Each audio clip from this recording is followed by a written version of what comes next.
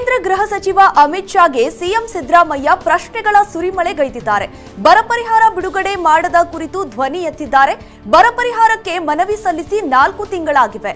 ಕೇಂದ್ರ ತಜ್ಞರ ಸಮಿತಿ ಬಂದು ಅಧ್ಯಯನ ಮಾಡಿ ವರದಿ ಸಲ್ಲಿಸಿ ಆಗಿದೆ.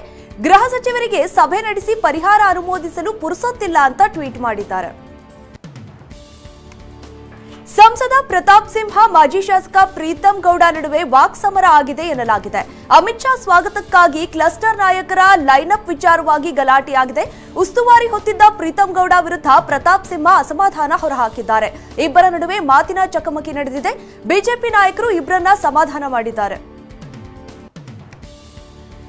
ನಮ್ಮ ತೆರಿಗೆ ನಮ್ಮ ಹಕ್ಕು ಎಂಬ ಹೋರಾಟ ಸರ್ಕಾರದ ಹೊಸ ನಾಟಕ ಅಂತ ಬಿಜೆಪಿ ರಾಜ್ಯಾಧ್ಯಕ್ಷ ವಿಜಯೇಂದ್ರ ವ್ಯಂಗ್ಯವಾಡಿದ್ದಾರೆ. ತಮ್ಮ ವೈಫಲ್ಯಗಳನ್ನ ಮುಚ್ಚಿಕೊಳ್ಳಲು ಸರ್ಕಾರ ಹೊಸ ನಾಟಕ ಆಡ್ತಾ ಇದೆ ಅಂತ ಮೈಸೂರಿನಲ್ಲಿ ವಿಜಯೇಂದ್ರ ಕಿಡಿಕಾರಿದ್ರು. ಮಹದಾಯಿ ಯೋಜನೆಗೆ ರಾಷ್ಟ್ರೀಯ ವಾಣಿಜ್ಯ ಮಂಡಳಿ ತಕರಾರು ವಿಚಾರವಾಗಿ ಪರಮೇಶ್ವರ್ ಪ್ರತಿಕ್ರಿಯೆ ಕೊಟ್ಟಿದ್ದಾರೆ. ಮಹದಾಯಿ ಮೇಕೆದಾಟು ಅಪ್ಪರ್ ಭದ್ರಾಗೆ ಅನುಮತಿ ಕೊಡಲಿಲ್ಲ. ಅಪ್ಪರ್ ಭದ್ರಾಗೆ 5,300 ಕೋಟಿ ಕೊಡ್ತೀವಿ ಅಂತ ಹೇಳಿದ್ರು, ಆದ್ರೆ ಕೊಡ್ಲಿಲ್ಲ. ಕೇಂದ್ರ ಸರ್ಕಾರ ಮಲತಾಯಿ ಧೋರಣೆ ಮಾಡ್ತಿದೆ ಅಂತ ಆಕ್ರೋಶ ಹೊರಹಾಕಿದ್ರು. ಮಾಜಿ ಸಚಿವ ಬಿ ಶಿವರಾಮ್ ಮಾಡಿರೋ ಕಮಿಷನ್ ಆರೋಪಕ್ಕೆ ಸಚಿವ ರಾಜಣ್ಣ ಸವಾಲ್ ಹಾಕಿದ್ದಾರೆ.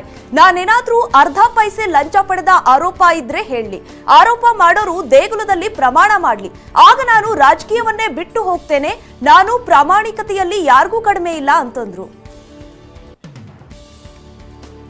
100 ನೋಟಿಸ್ ಕೊಟ್ಟರು ಹೆದರಲ್ಲ ಎಂದಿದ್ದ ಈಶ್ವರಪ್ಪ ಹೇಳಿಕೆಗೆ ಗೃಹ ಸಚಿವ ಪರಮೇಶ್ವರ್ ತಿರುಗೇಟು ಕೊಟ್ಟಿದ್ದಾರೆ. ಈಶ್ವರಪ್ಪರನ್ನ ಹೆದರಿಸಲು ಯಾರೂ ಸಹ ಹೋಗಿಲ್ಲ. ಕಾನೂನಿನ ಪ್ರಕಾರ ನೋಟಿಸ್ ಕೊಟ್ಟಿದ್ದೇವೆ. ಈಶ್ವರಪ್ಪರನ್ನ ಹೆದರಿಸಲು ಆಗುತ್ತಾ? ಈಶ್ವರಪ್ಪ ಬಹಳ ದೊಡ್ಡವರು, ಹೆದರಿಸಲು ಆಗುತ್ತಾ ಅಂತ ವ್ಯಂಗ್ಯವಾಡಿದ್ರು. ಹುಬ್ಬಳ್ಳಿ ಧಾರವಾಡ ಪಾಲಿಕೆ ಸದಸ್ಯೆ ಸರಸ್ವತಿ ದೋಂಗಡಿ ಸದಸ್ಯತ್ವ ರದ್ದು ಮಾಡಲಾಗಿದೆ. ಪಕ್ಷದ ವಿಪ್ ಉಲ್ಲಂಘಿಸಿದ ಕಾರಣ ಸದಸ್ಯತ್ವ ರದ್ದು ಮಾಡಿ ಆದೇಶ ಹೊರಡಿಸಲಾಗಿದೆ. ಮೇಯರ್ ಚುನಾವಣೆ ಮತದಾನದಲ್ಲಿ ಸರಸ್ವತಿ ಭಾಗವಹಿಸಿರಲಿಲ್ಲ. ಪಕ್ಷ ವಿರೋಧಿ ಚಟುವಟಿಕೆ ಮಾಡಿದ್ದಾರೆಂದು ಬಿಜೆಪಿ ದೂರು ನೀಡಿತು. ವಿಚಾರಣೆ ಬಳಿಕ ಪ್ರಾದೇಶಿಕ ಆಯುಕ್ತ ಆದೇಶ ಹೊರಡಿಸಿದ್ದಾರೆ. ಚಿತ್ರದುರ್ಗ ಜಿಲ್ಲೆಯ ಚಳ್ಳಕೆರೆಯಲ್ಲಿ ಎಪಿಎಂಸಿ ಗೇಟ್ಗೆ ಬೀಗ ಹಾಕಿ ರೈತರು ಆಕ್ರೋಶವನ್ನು ಹೊರಹಾಕಿದ್ದಾರೆ. ಹುಣಸೆಹಣ್ಣು ತೂಕ ಮತ್ತು ದರದಲ್ಲಿ ವ್ಯತ್ಯಾಸ ಮಾಡಿರೋ ಆರೋಪ ಕೇಳಿಬಂದಿದೆ. ಮಧ್ಯವರ್ತಿಗಳು ಮತ್ತು ವರ್ತಕರ ವಿರುದ್ಧ ರೈತರು ಕಿಡಿಕಾರಿದ್ದಾರೆ. ಹುಣಸೆಹಣ್ಣಿಗೆ ಸೂಕ್ತ ದರ ನಿಗದಿಪಡಿಸುವಂತೆ ಆಗ್ರಹಿಸಿದ್ದಾರೆ. ಕಾರ್ಖಾನೆಯ ತ್ಯಾಜ್ಯವನ್ನ ಕೆರೆಗೆ ಸುರಿಯುತ್ತಿರುವ ಘಟನೆ ಕೋಲಾರ ಜಿಲ್ಲೆಯ ಮಾಲೂರಿನಲ್ಲಿ ನಡೆದಿದೆ. ಓಂ ಮೆಟಲ್ ಕಂಪನಿಯ ತ್ಯಾಜ್ಯವನ್ನ ಕೆರೆಗೆ ಸುರಿಯಲಾಗ್ತಿದೆ. ನೊಸಗರೆ ಗ್ರಾಮದ ಪಂಚಾಯಿತಿ ಸದಸ್ಯರ ಕುಮ್ಮಕ್ಕಿನಿಂದ ಕೃತ್ಯ ನಡೆಯುತ್ತಿರುವ ಆರೋಪ ಕೇಳಿಬಂದಿದೆ. ಪರಿಸರ ಹಾಗೂ ಕೆರೆ ಹಾಳು ಮಾಡುವವರ ವಿರುದ್ಧ ಸ್ಥಳೀಯರು ಕ್ರಮಕ್ಕೆ ಆಗ್ರಹಿಸಿದ್ದಾರೆ. ಗ್ಯಾಸ್ ಸಿಲಿಂಡರ್ ಸೋರಿಕೆಗೆ ಮನೆ ಹೊತ್ತಿ ಉರಿದ ಘಟನೆ ಕೊಪ್ಪಳ ಜಿಲ್ಲೆ ಕುಷ್ಟಗಿ ತಾಲೂಕಿನ ತೋಪಲಕಟ್ಟಿಯಲ್ಲಿ ನಡೆದಿದೆ. ಮುತ್ತಪ್ಪ ಕಮ್ಮಾರ್ ಅನ್ನೋರ ಮನೆಯಲ್ಲಿ ಬೆಂಕಿ ಕಾಣಿಸಿಕೊಂಡಿದೆ. ಅಗ್ನಿಶಾಮಕ ಸಿಬ್ಬಂದಿ ಬೆಂಕಿ ನಂದಿಸಿದ್ದಾರೆ. ಅದೃಷ್ಟವಶಾತ್ ಯಾವುದೇ ಪ್ರಾಣಾಪಾಯ ಸಂಭವಿಸಿಲ್ಲ. ಅಗ್ನಿಶಾಮಕ ದಳದ ಸಮಯ ಪ್ರಜ್ಞೆಯಿಂದ ಅನಾಹುತ ತಪ್ಪಿದೆ.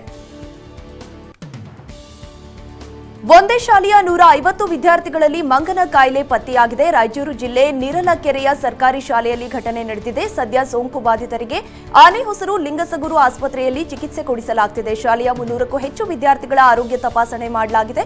ಆರೋಗ್ಯ ಇಲಾಖೆ ಗ್ರಾಮದಲ್ಲಿ ಮೊಕ್ಕಾಂ ಹೂಡಿದೆ. 30,000 ಸ್ಕೂಟಿಯ ಮೇಲೆ 3 ಲಕ್ಷ ಟ್ರಾಫಿಕ್ ಫೈನ್ ಹಾಕಲಾಗಿದೆ. ಸುಧಾಮನಗರ ನಿವಾಸಿ ವೆಂಕಟರಮಣ ಎಂಬಾತ 300ಕ್ಕೂ ಹೆಚ್ಚು ಬಾರಿ ಸಂಚಾರಿ ನಿಯಮ ಉಲ್ಲಂಘಿಸಿದ್ದಾರೆ. ಎಸ್ಆರ್ ನಗರ ವಿಲ್ಸನ್ ಗಾರ್ಡನ್ ಏರಿಯಾದಲ್ಲಿ ರೂಲ್ಸ್ ಬ್ರೇಕ್ ಮಾಡಿದ್ದಾರೆ. ಸದ್ಯ ಬೈಕ್ ಸವಾರ ದಂಡ ಕಟ್ಟೋಕ್ಕಾಗಲ್ಲ, ಬೈಕ್ ಕೊಡ್ತೀನಿ ಅಂತಿದ್ದಾರೆ. ನಗರೋತ್ಥಾನ ಮತ್ತು ಅಮೃತ ಸಿಟಿ ಯೋಜನೆ ಕಾಮಗಾರಿಯಲ್ಲಿ ಕೋಟಿ ಲೂಟಿ ಮಾಡಿರುವ ಆರೋಪ ಕೇಳಿಬಂದಿದೆ. ಕೊಪ್ಪಳ ಜಿಲ್ಲೆಯ ಗಂಗಾವತಿ ಪಟ್ಟಣದಲ್ಲಿ ಘಟನೆ ನಡೆದಿದೆ. 2018ರಿಂದ 2022ರವರೆಗೆ 50 ಕೋಟಿ ವೆಚ್ಚದಲ್ಲಿ ಕಾಮಗಾರಿಗಳಾಗಿವೆ.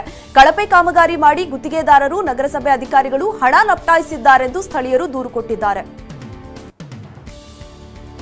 ಕೊಪ್ಪಳ ಜಿಲ್ಲೆ ಕಾರಟಗಿ ತಾಲೂಕಿನ ಮೈರಾಪುರದಲ್ಲಿ ಮೊಸಳೆ ಪ್ರತ್ಯಕ್ಷವಾಗಿದೆ. ಕೆರೆ ಬರಿದಾದ ಹಿನ್ನೆಲೆ ಮೊಸಳೆ ಹೊರಬಂದಿದೆ. ಅರಣ್ಯ ಇಲಾಖೆ ಸಿಬ್ಬಂದಿ ಮೊಸಳೆಯನ್ನ ಹಿಡಿದು ತುಂಗಭದ್ರಾ ಜಲಾಶಯಕ್ಕೆ ಬಿಟ್ಟಿದ್ದಾರೆ. ಮೊಸಳೆ ಸೆರೆಯಿಂದ ಗ್ರಾಮಸ್ಥರು ನಿಟ್ಟುಸಿರು ಬಿಟ್ಟಿದ್ದಾರೆ. ಹರಿಯಾಣದ ರೈತರು ಫೆಬ್ರವರಿ 13ರಂದು ದೆಹಲಿ ಚಲೋಗೆ ಕರೆ ಕೊಟ್ಟಿದ್ದಾರೆ. ಪ್ರತಿಭಟನೆಗೆ ಮುನ್ನವೇ ರಾಜ್ಯದ 7 ಜಿಲ್ಲೆಗಳಲ್ಲಿ ಇಂಟರ್ನೆಟ್ ಬಂದ್ ಮಾಡಲಾಗಿದೆ. ಎಸ್ಎಂಎಸ್ ಸೇವೆಗಳನ್ನು ಸ್ಥಗಿತಗೊಳಿಸಿ ಹರಿಯಾಣ ಸರ್ಕಾರ ಆದೇಶ ಹೊರಡಿಸಿದೆ. ಸಂಯುಕ್ತ ಕಿಸಾನ್ ಮೋರ್ಚಾ ಸೇರಿದಂತೆ 200ಕ್ಕೂ ಹೆಚ್ಚು ರೈತ ಸಂಘಟನೆಗಳು ದೆಹಲಿ ಚಲೋಗೆ ಕರೆ ಕೊಟ್ಟಿವೆ. ಪಂಚಕುಲ ಹರಿಯಾಣದಲ್ಲಿ 144 ಜಾರಿ ಮಾಡಲಾಗಿದೆ. ಕೇಂದ್ರ ಸರ್ಕಾರದ ವಿರುದ್ಧ ರೈತರು ಸಮರ ಸಾರಿದ್ದಾರೆ. ರಾಜಸ್ಥಾನ, ಹರಿಯಾಣ ಹಾಗೂ ಪಂಜಾಬ್ ರೈತರು ದೆಹಲಿ ಚಲೋಗೆ ಸಜ್ಜಾಗಿದ್ದಾರೆ ಎನ್ನಲಾಗಿದೆ. 20,000 ರೈತರು 2,000 ಟ್ರಾಕ್ಟರ್ಗಳಿಂದ ಮುತ್ತಿಗೆ ಹಾಕಲಿದ್ದಾರಂತೆ. ಟ್ರಾಕ್ಟರ್ಗಳನ್ನು ಬಳಸಿ ಈಗಾಗಲೇ ಪೂರ್ವ ತಯಾರಿ ಮಾಡಿಕೊಂಡಿದ್ದಾರೆ. ಮತ್ತೊಂದು ಬೃಹತ್ ಪ್ರತಿಭಟನೆಗೆ ದೆಹಲಿ ಸಾಕ್ಷಿ ಆಗಲಿದೆ. ನೌಕರರ ಭವಿಷ್ಯ ನಿಧಿ ಸಂಘಟನೆಯ ಆದಾಯದಲ್ಲಿ ಏರಿಕೆ ಕಂಡಿದೆ. ಇಪಿಎಫ್ಒ ಮೂಲಧನ ಕಳೆದ ವರ್ಷಕ್ಕೆ ಹೋಲಿಸಿದರೆ -17.39% ಹೆಚ್ಚಳವಾಗಿದೆ. ಇದು ಚಂದಾದಾರರಿಗೆ ಉತ್ತಮ ಲಾಭ ತಂದುಕೊಡಲಿದೆ ಎನ್ನಲಾಗಿದೆ.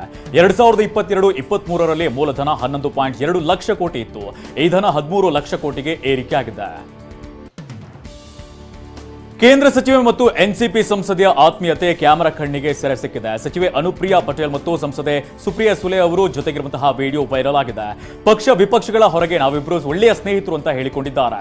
ಈ ವೇಳೆ ಸುಪ್ರಿಯಾ ಅವರು ಇದು ಪ್ರಜಾಪ್ರಭುತ್ವದ ವೈಶಿಷ್ಟ್ಯ ಅಂತ ಹೇಳಿದರು. ಪಾಕಿಸ್ತಾನದ ಸೇನಾ ಮುಖ್ಯಸ್ಥ ಜನರಲ್ ಅಸೀಂ ಮುನೀರ್ ಏಕೀಕೃತ ಸರ್ಕಾರಕ್ಕೆ ಕರೆ ನೀಡಿದ್ದಾರೆ ಮತ್ತು ಸ್ವಹಿತಾಸಕ್ತಿಗಳಿಂದ ಮಿಗಿಲಾಗಿ ಜನರಿಗೆ ಆಡಳಿತ ಮತ್ತು ಸೇವೆಯಲ್ಲಿ ಪ್ರಯತ್ನಗಳನ್ನು ಒಟ್ಟುಗೂಡಿಸಲು ರಾಜಕೀಯ ನಾಯಕರನ್ನ ಒತ್ತಾಯಿಸಿದ್ದಾರೆ. ಚುನಾವಣೆಯಲ್ಲಿ ಮಾಜಿ ಪ್ರಧಾನಿ ಇಮ್ರಾನ್ ಖಾನ್ ಅವರ ಪಿಟಿಐ ಪಕ್ಷ ಬೆಂಬಲಿತ ಸ್ವತಂತ್ರರು ಸಿಂಹಪಾಲು 101 ಸ್ಥಾನಗಳನ್ನು ಗೆದ್ದುಕೊಂಡಿದ್ದಾರೆ. ಪಾಕಿಸ್ತಾನದಲ್ಲಿ ನಡೆದ ಸಾರ್ವತ್ರಿಕ ಚುನಾವಣಾ ಫಲಿತಾಂಶ ಪ್ರಕಟವಾಗಿ ಅತಂತ್ರ ಸ್ಥಿತಿ ನಿರ್ಮಾಣವಾದ ಬೆನ್ನಲ್ಲೇ ವಿವಿಧ ಪ್ರಕರಣಗಳಲ್ಲಿ ಶಿಕ್ಷೆಗೆ ಗುರಿಯಾಗಿ ಜೈಲು ಪಾಲಾಗಿದ್ದ ಪಾಕ್ ಮಾಜಿ ಪ್ರಧಾನಿ 12 ಪ್ರಕರಣಗಳಲ್ಲಿ ಜಾಮೀನು ಪಡೆದಿದ್ದಾರೆ. ಮೇ 9ರ ಗಲಭೆಗೆ ಸಂಬಂಧಿಸಿದ 12 ಪ್ರಕರಣಗಳಲ್ಲಿ ಪಾಕ್ ಮಾಜಿ ಪ್ರಧಾನಿ ಇಮ್ರಾನ್ ಖಾನ್ಗೆ ಜಾಮೀನು ಸಿಕ್ಕಿದೆ. ದಶಕದಲ್ಲಿ ಇದೇ ಮೊದಲ ಬಾರಿ ಅಮೆರಿಕ ಒರೈನ್ ರಾಜ್ಯದಲ್ಲಿ ಒಬ್ಬ ವ್ಯಕ್ತಿಯಲ್ಲಿ ಬೊಬಾನಿಕ್ ಪ್ಲೇಗ್ ಪತ್ತೆಯಾಗಿದೆ. ತಾನು ಸಾಕಿದ ಬೆಕ್ಕಿನಿಂದಲೇ ಅದು ಹರಡಿರೋ ಸಾಧ್ಯತೆ ಇದೆ ಎಂದು ಹೇಳಲಾಗಿದೆ. ಬ್ಯಾಕ್ಟೀರಿಯಾದಿಂದ ಉಂಟಾಗುವ 3 ಬಗೆಯ ಪ್ಲೇಗ್ಗಳಲ್ಲಿ ಇದು ಒಂದು ಎನ್ನಲಾಗಿದೆ. ಇದು ಪ್ರಸಕ್ತ ಕಾಲಕ್ಕೆ ಅತಿ ವಿರಳ ಎನ್ನಲಾಗಿದೆ.